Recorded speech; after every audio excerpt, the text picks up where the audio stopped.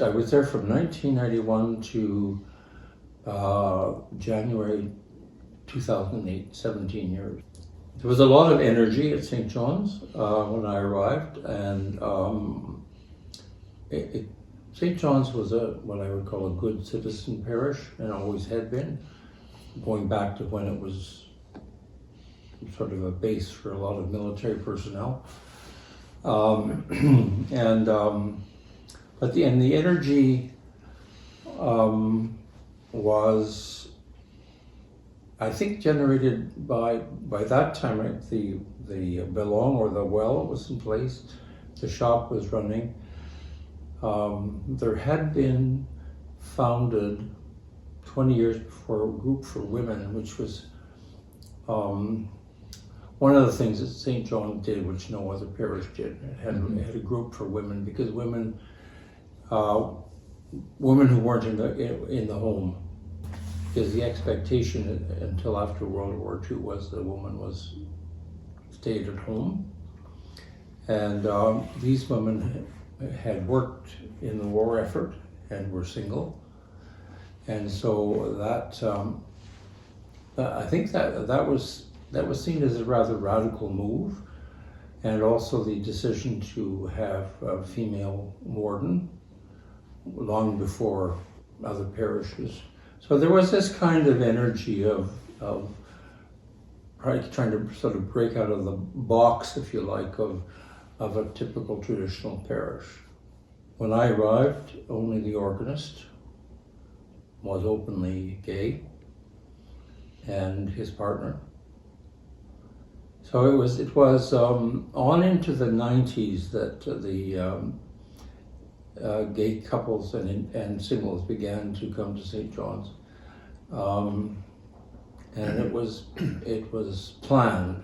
It was planned that way, which ruffled a fair number of feathers at St. John's. There was a meeting of 20 or 30 of the old guard who were very alarmed that I was mentioning gay people and welcoming them.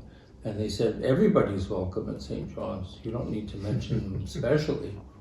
And I said, well, I beg to differ, because if some group has been excluded for centuries and mistreated by the church, I think they needed a special invitation. So there was that kind of rumbling. Certain people, some people did disappear, but generally not a lot, even of the old guard, because they were very faithful to St. John's. I wouldn't call them, that particular group, progressive. I think they were pretty conservative. The progressives were the younger generation below them, and that was St. John's is a very highly educated parish, and a lot of people worked in government and had tremendous skills in organization and that kind of thing. And so there was a group of people who were just itching to get themselves involved in stuff, and had the confidence and the capabilities for doing so. So I found quite early on that I didn't need to micromanage anything. I could just trust that if somebody was really engaged and wanted to work on a project, that they would carry it, and generally speaking, that was true. Well, before I came, they had started the AIDS service, which is right in the middle of the AIDS crisis, and and that was also seen as a fairly radical thing to do.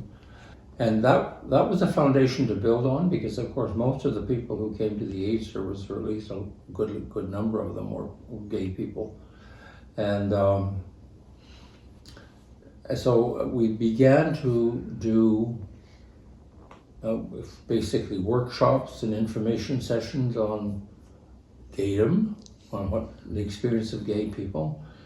And I think that was extremely important, because people have stereotypes. They may not ever have known that they've met somebody who was gay, And all of a sudden they discovered that, well, there's 2 or 3 people who were gay, and they heard their experience of what that felt like. And that changed a whole lot of attitudes at St. John's. And from then on, it was just not an issue, except for people who came and discovered that there were gay people there and they didn't like it. And that's always been true. And therefore didn't stay, I blessed a couple and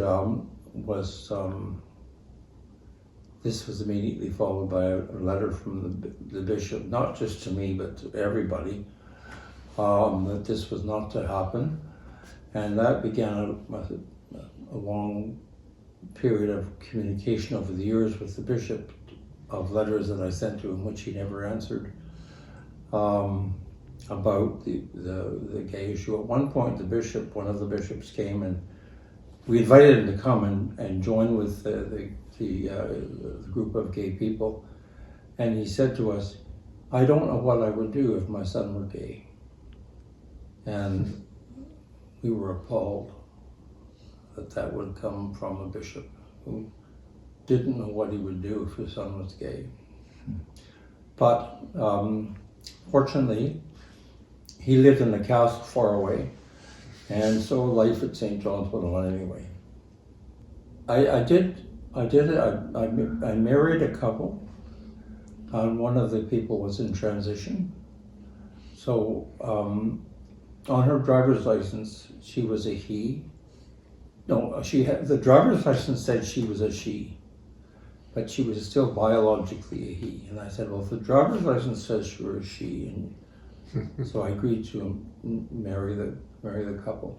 That blessing was very well received at St. John's, and especially because they knew the couple involved, and so it for the people that I knew and that I heard from, it was quite acceptable. Apart from sermons, we had a lot of study programs, for example, studying Walter Wink's book on homosexuality, Living the Questions. These were all sort of intended to break people open so that they saw beyond simply what they knew or what they'd been taught. And those sorts of programs went on for years, and they were well attended. As you saw on Sunday, people attend things at St. John's, and they come to study groups and so forth. Can I ask, was there a biblical story that was reinforcing of the move toward inclusion? The whole ministry of Jesus was basically about jumping out of the Hebrew box in trying to embrace people who were either outside of it or never were in it, So the general paradigm of Jesus is one of inclusion. I mean, I don't know how I cannot read the gospel of Jesus Christ and not be convinced that he was being inclusive religious figure. Yes, we married in 1980 and immediately had 2 sons, and were married for 7 or 8 years 10 years when we came to St. John's.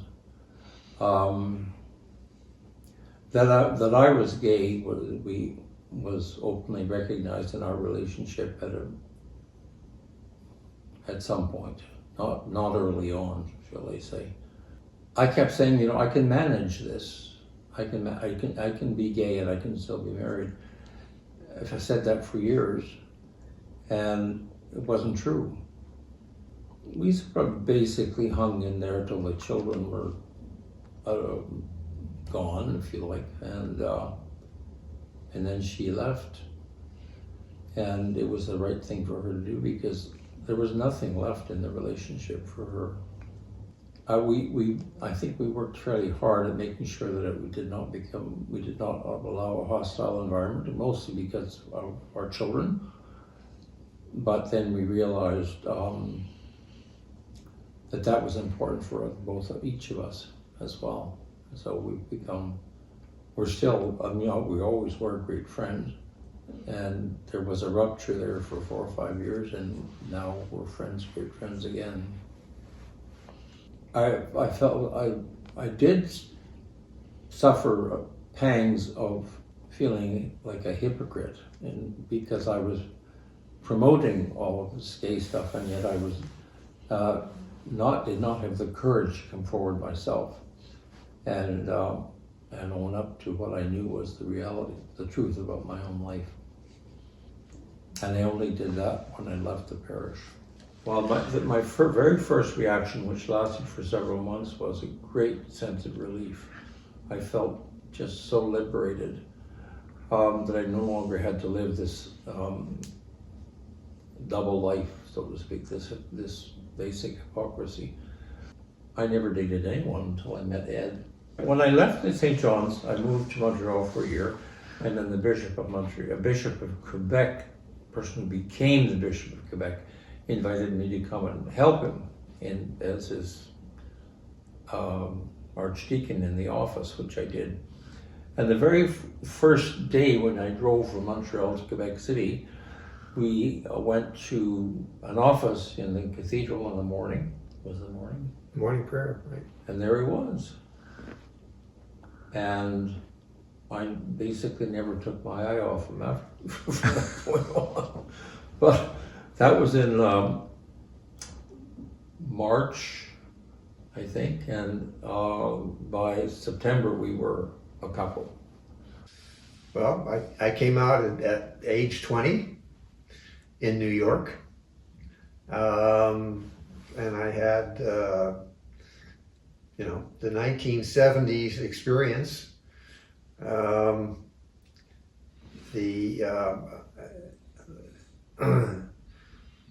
I went to school, studied architecture in Maryland, wound up having a life that was out and yet not flying any flags. I think people understood that I was gay, but I always maintained that being gay was like having blonde hair. It's just part of who you are. So I found that people accepted me, and especially on work sites, because as a practicing architect, I was doing a lot of construction supervision, I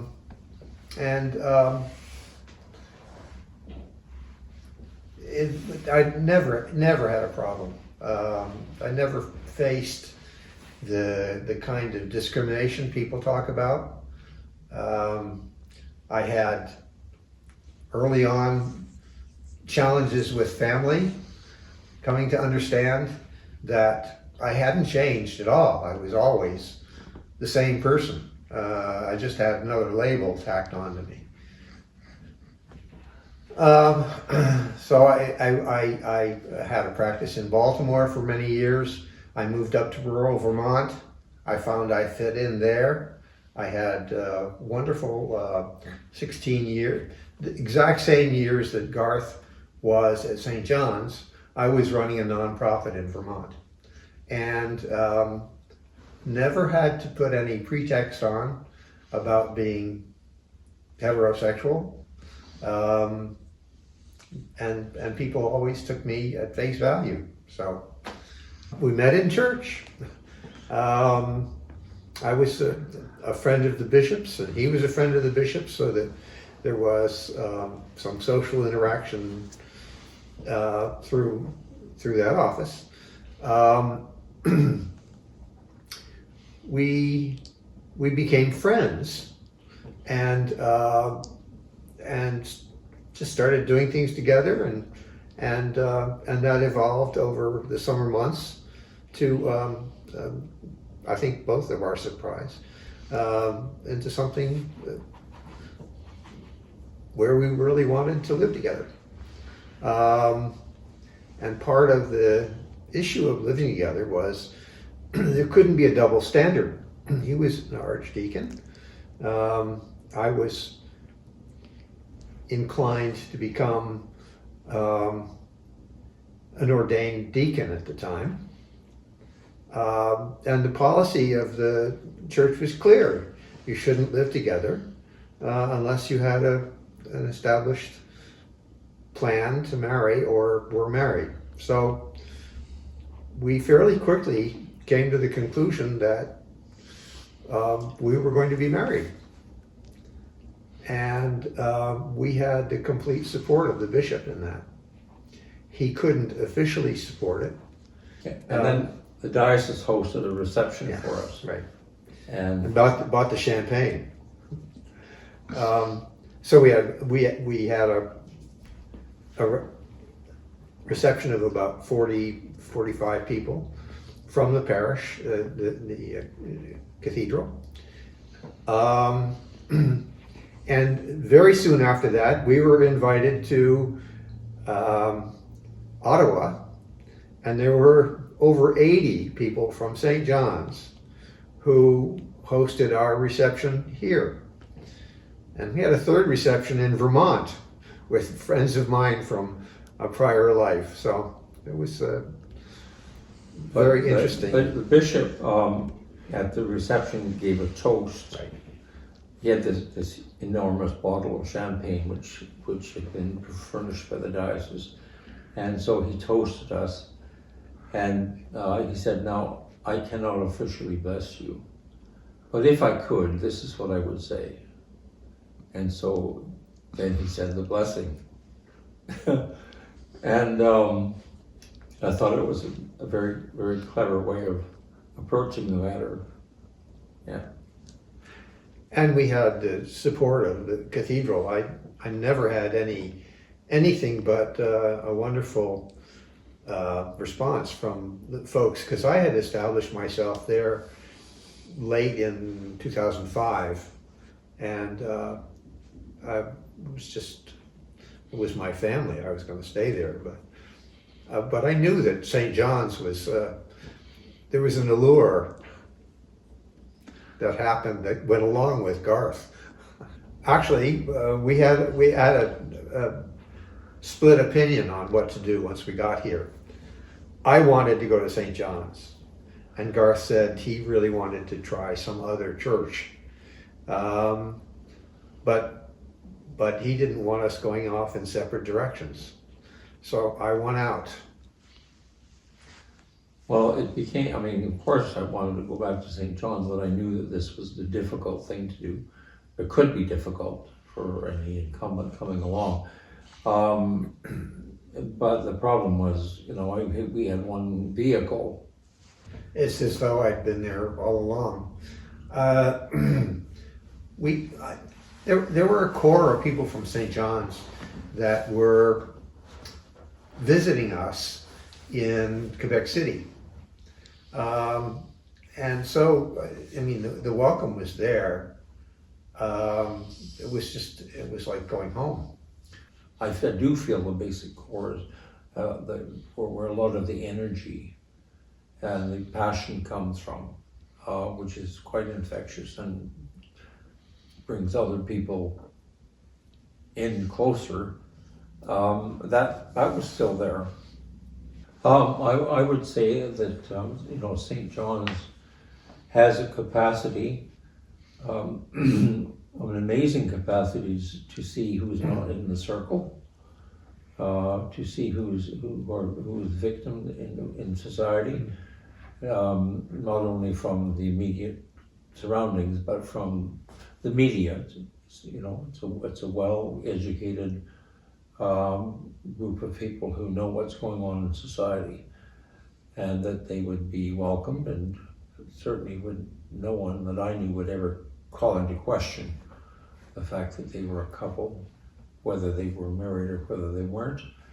I mean, at St. John's these days, nobody would ask that kind of question, even of a heterosexual couple, and the chances of them not being married are considerable.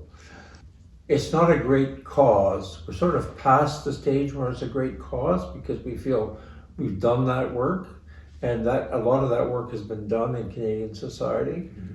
But we're standing firm in terms of what has been gained, and you can count on that at St. John. Societies evolve differently in different places, and this is how Canadian society has evolved, and St. John's is very much in support of that. It's around the issue of LGBTQ. And so you're going to find that acceptance of that at St. John's, and there are places which resist this very much, and we're not one of those places.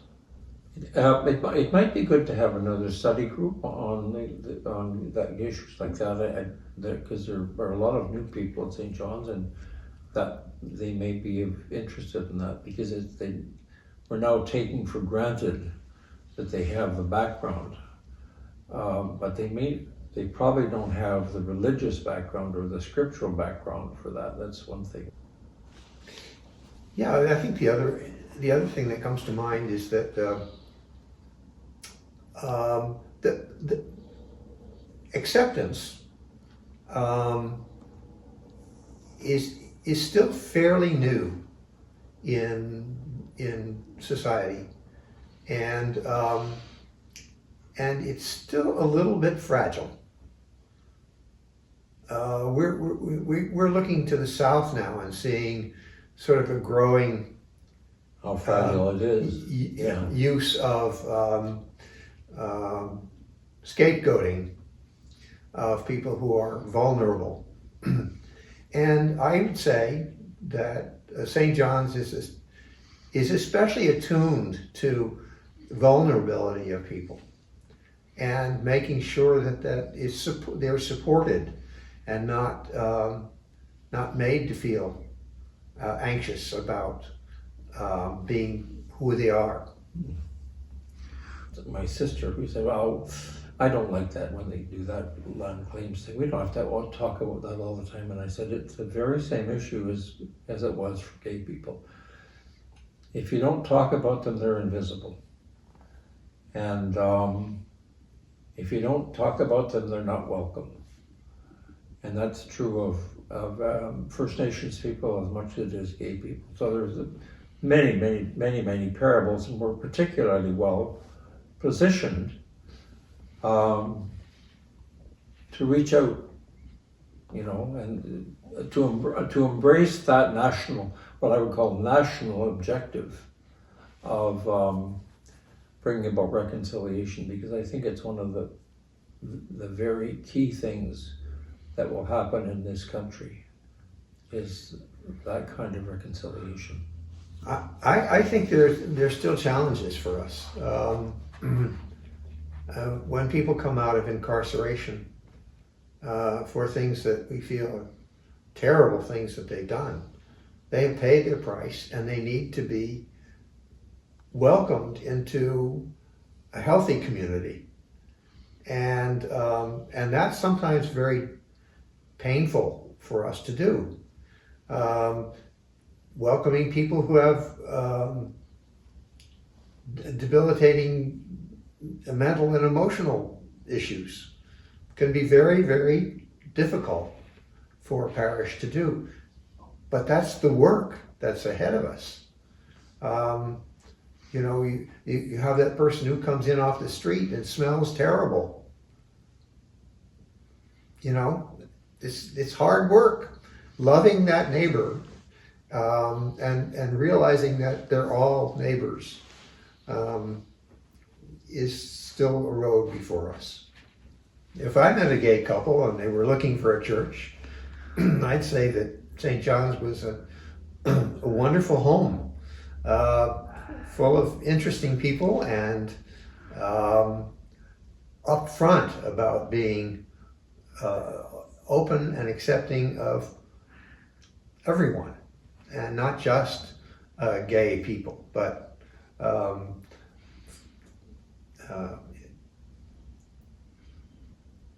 just in all aspects, I don't see a place that it could be more hospitable. And it's also a church where there's a role for you to play, and many roles. It's just a very, very comfortable and in a way, it's a church that challenges other churches. It's